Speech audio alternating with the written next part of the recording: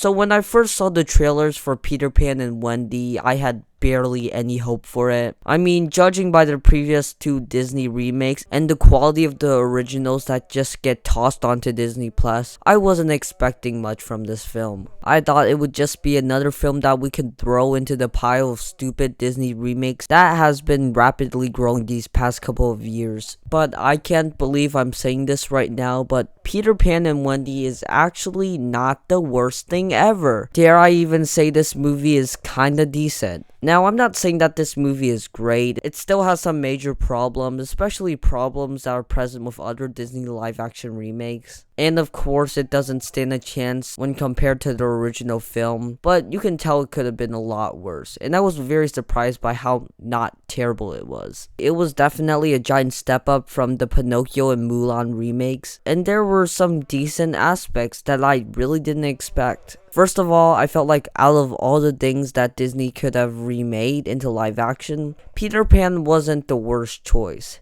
This is an action-adventure fantasy story, so there could have been a lot of cool action set pieces and cinematic fight scenes. And yeah, there kinda were those elements in this movie. There were some pretty cool fight scenes, especially with Peter Pan and Captain Hook. I'm surprised by how real and big the production sets were, and the visuals weren't horrible. I mean, there are many shots where the CGI present looks pretty bad, but for the most part, I wasn't bothered by the visuals, and it was actually pretty good judging by how this was a Disney Plus original, and you know how bad the last Disney remake looked. I would have wanted the sets to be more colorful, but whatever.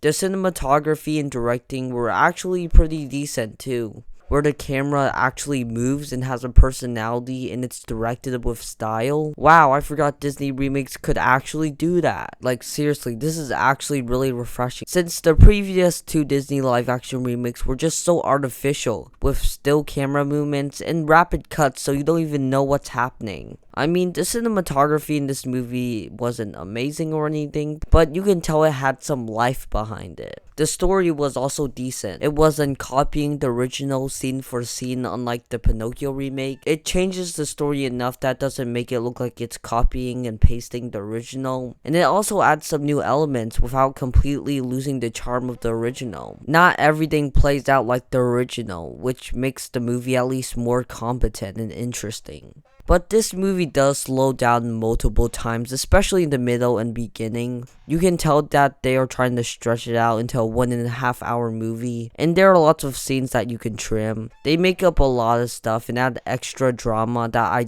don't really care about. I mean, they try to have this tragic emotional backstory with Peter Pan and Captain Hook, and I see what they're trying to do, but I just don't need a deep emotional backstory to get invested in these characters. Also, I'm about to say a minor spoiler, so skip here if you don't want to be spoiled. So they really did kill Peter Pan in the middle of the story, so that was unexpected and dark, but there really wasn't any point to that since he gets resurrected right after. But I did like how he lost his powers and had to fight Captain Hook without flying.